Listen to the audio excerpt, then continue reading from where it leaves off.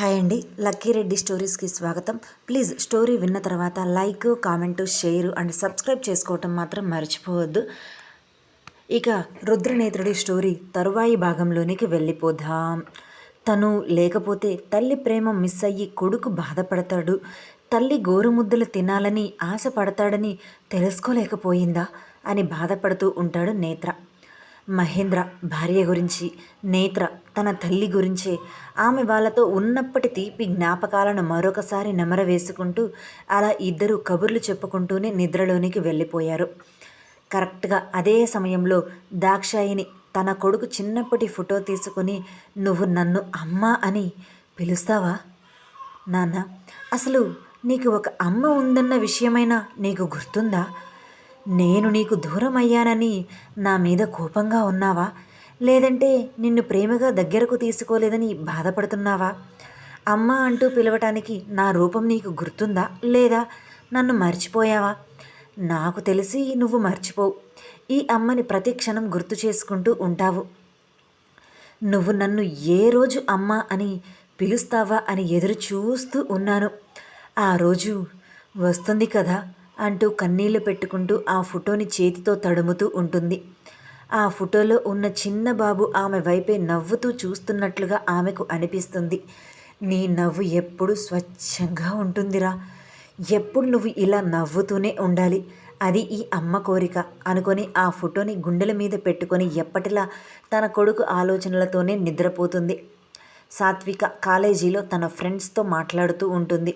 అప్పుడే ఒక అమ్మాయి వచ్చి, సాత్విక నిన్ను ప్రొఫెసర్ గారు పిలుస్తున్నారు అని చెప్పటంతో, ఓకే గాయస్ నేను మరలా కలుస్తాను అంటూ తను ప్రొఫెసర్ దగ్గరకు వెళ్ళిపోతుంది.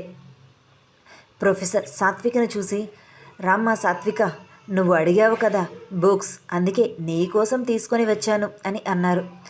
సాత్విక, thank you sir, thank you so much, అడిగిన వెంటనే నాకు ఇస్తున్నారు అని ఆనందంగా చెప్పింది.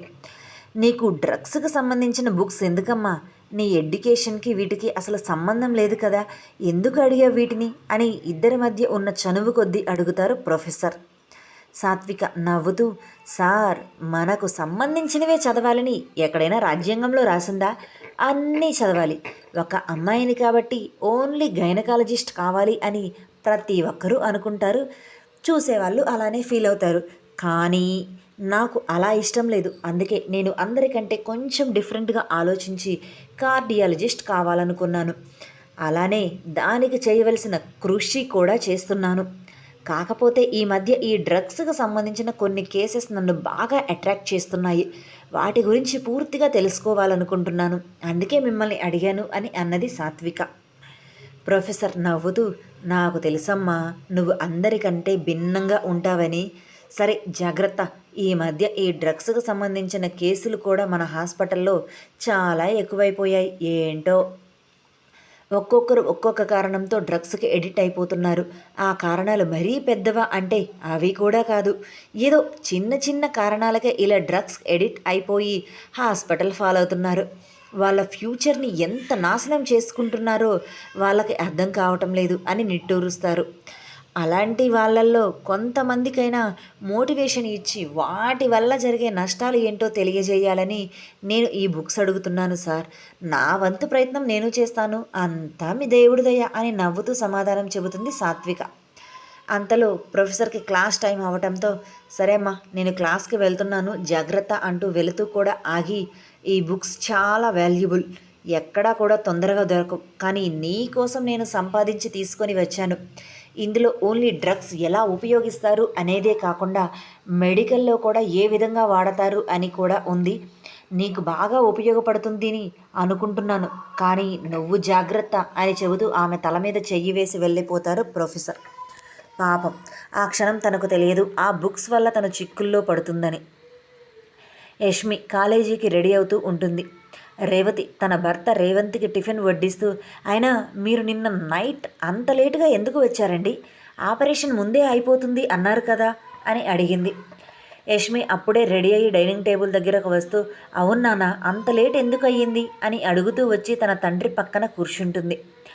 రేవంత్ చిన్నగా ఒక నిట్టూర్పు విడిచి, ఏం చెప్పమంటావు, నేను త్వరగా టైంకే బయలుదేరాను, కానీ మధ్యలో కారు ఏదో ప్రాబ్లం వచ్చి ఆగిపోయింది. ప్రాబ్లం ఏంటో నాకు అర్థం కాలేదు. మీకు ఫోన్ చేసి విషయం చెప్పాలి అనుకుంటే స్విచ్ ఆఫ్ అయిపోయింది. సరేలే, ఎవరైనా లిఫ్ట్ అడిగి వద్దామనుకున్నాను. అలానే ఎవరో ఒక అబ్బాయి ఆగాడు. నాకు లిఫ్ట్ ఇవ్వను, కానీ కారు మాత్రం రిపేర్ చేస్తాను అని రిపేర్ చేశాడు. కానీ అది ఏదో నేను వాళ్ళ సొంత మనిషిని అన్నట్లుగా నా జేబులో నుండి డబ్బులు అతనే తీసుకున్నాడు. 10,000 అడిగాడు. 5,000 నా జోబులో ఉండేసరికి ప్రస్తుతానికి ఇవి తీసుకుంటున్నాను అని చెప్పి వెళ్ళిపోయాడు. ఆ క్షణంలో ఇక నేను ఏమీ చెయ్యలేక సైలెంట్గా ఇంటికి వచ్చేశాను. రేవతి, ఇంతకీ అతను మంచివాడా చెడ్డవాడా? మీకు హెల్ప్ చేశాడు, కానీ మనీ తీసుకున్నాడు ఏంటో అని అన్నది. యష్మికి అయితే ఆ మాటలు విన్న వెంటనే రుద్ర గుర్తుకు వస్తాడు. అలా యష్మికి కాలేజీకి వెళ్ళిపోతుంది. ఒక బెంచ్ మీద తను ఒక్కటే కూర్చొని ఆలోచిస్తూ ఉంటుంది. ఒకవైపు నుండి రుద్ర, మరోవైపు నుండి నేత్ర ఇద్దరూ కూడా యష్మి అని పిలుస్తూ యష్మి దగ్గరకు వస్తుంటారు. మరోవైపు యష్మి కోసం నేను ఉన్నాను కదా అన్నట్లుగా ఒక పాము కూడా ఆమె దగ్గరకు వస్తుంటుంది.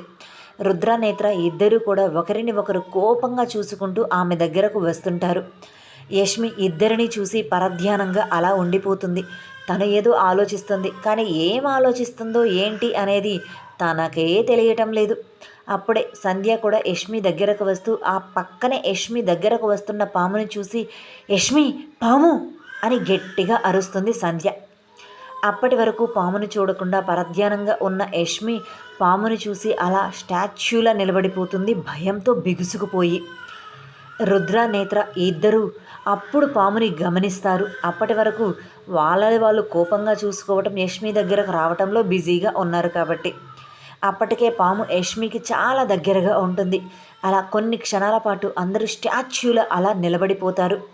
కరెక్ట్గా పాము యష్మిని కాటు వేస్తుంది అనగా నేత్ర యష్మిని పక్కకు లాగుతాడు. రుద్ర పాముని పట్టుకొని పక్కన విసిరేస్తాడు.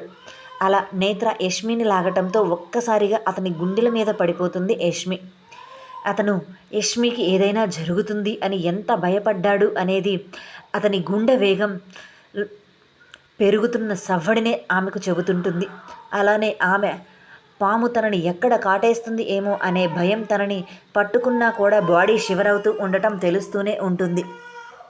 సంధ్య యష్మి దగ్గరకు వచ్చి, నీకేమీ కాలేదు కదా అని కంగారుగా అడుగుతుంది. యష్మి అప్పుడు కొంచెం కూల్ అయ్యి నేత్ర ఇచ్చిన వాటర్ తాగి, ఏమీ కాలేదు, నేను బాగానే ఉన్నాను అని కాస్త రిలాక్స్ అయి చెబుతుంది. రుద్ర ఆమె దగ్గరకు వచ్చి, ఏంటే అప్పుడే నన్ను విడిచి పైలోకానికి పోవాలని ఫిక్స్ అయ్యావా? పాము ఉన్నా కూడా కదలకుండా అలా ఉన్నావు. అయినా నేను ఉండగా నీకు చావు అప్పుడే దగ్గరకు రాదులే, నేను రానివ్వను కదా అని నవ్వుతూ తన చేతితో ఆమె పెదవిని పట్టుకొని లాగుతాడు. యష్మి అతని చేతిని విసిరి కొడుతూ, ఇంకొకసారి నన్ను టచ్ చేసావంటే మర్యాదగా ఉండదు. ఏదో నీ సొంత పెళ్ళాన్ని కదా టచ్ చేసినట్లు అలా టచ్ చేస్తావేంటి? నేను వద్దు అని చెబుతున్నా కూడా ఒక్కసారి కూడా నా మాట వినవా అని కోపంగా అన్నది. ఏంటే నోరు లెగుస్తుంది? అయినా ఇండియాలో పెళ్ళాలకి నోరు అస్సలు లేవకూడదు తెలుసా? అది తెలుసుకొని నోరు అదుపులో పెట్టుకో, లేదనుకో నేను మూసేస్తాను, ఎలానో తెలుసా అంటూ అతని పెదవుల మీద చేతులు పెట్టుకుని చూపిస్తాడు. నేత్ర రేయ్ అంటూ రుద్ర కాలర్ పట్టుకుంటాడు. యష్మిని అన్ని మాటలు అంటుంటే ఆగలేక, దానిని అంటే నీకేంట్రా ఓ పొడుచుకుని వచ్చేస్తుంది రోషం అంటూ చాలా సింపుల్గా తన కాలర్ పట్టుకున్న నేత్ర చేతులని తీసివేస్తాడు. ఎందుకురా పాపం తనని అలా ఏడిపిస్తావు? నిన్నేం చేసిందిరా తను? ఎప్పుడు ఇలా ఏడిపిస్తూ తనని ఇబ్బంది పెడుతూనే ఉంటావు అని అడిగాడు నేత్ర. ఏమీ చెయ్యటం లేదు అనేరా నా బాధ. అదే నా దగ్గరకు వచ్చి నన్ను అతలాకుతలం చేస్తే నేను వద్దు అంటానా? సరదాగా నా పెదవుల మీద ముద్దు పెడితే నేను కాదు అంటానా అని ఆమె వైపే ఓరగా చూస్తూ, నాతో కబుర్లు చెప్తూ నవ్వుతూ మాట్లాడితే దూరం పొమ్మని చెప్తానా? ఏది చేయటం లేదు అనే కదా నా బాధ అని దీనంగా ఫేస్ పెట్టి చెబుతాడు రుద్ర. అయినా అవన్నీ నీతో తనెందుకు చేయాలరా? చెబుతుంది కదా నువ్వంటేనే తనకు అసహ్యం అని. అటువంటప్పుడు అసలు నిన్ను చూడడానికే ఇష్టపడటం లేనిది నీ దగ్గరకు వచ్చి కబుర్లు చెప్పటం, నవ్వుతూ మాట్లాడటం అసలు ఈ జన్మలో అది జరగదు. ఇంకొకసారి నువ్వు తనకు దగ్గరగా రావద్దని ఇన్నిసార్లు ఇప్పటికీ వార్నింగ్ ఇచ్చాను, అయినా వస్తూనే ఉన్నావు. ఇది మరొకసారి నేను నీకు వార్నింగ్ ఇస్తున్నాను అని అన్నాడు నేత్ర. కరెక్ట్గా రుద్ర నేత్ర షర్ట్ కాలర్ పట్టుకుంటాడనగా దాక్షాయిని అటువైపుగా రావటంతో అదిగో మీ మేడం వచ్చింది, వెళ్ళండి తోకల్లాగా ఊపుకుంటూ అని చెప్పి వాళ్ళనే కోపంగా చూస్తూ అక్కడ నుంచి వెళ్ళిపోతాడు రుద్ర.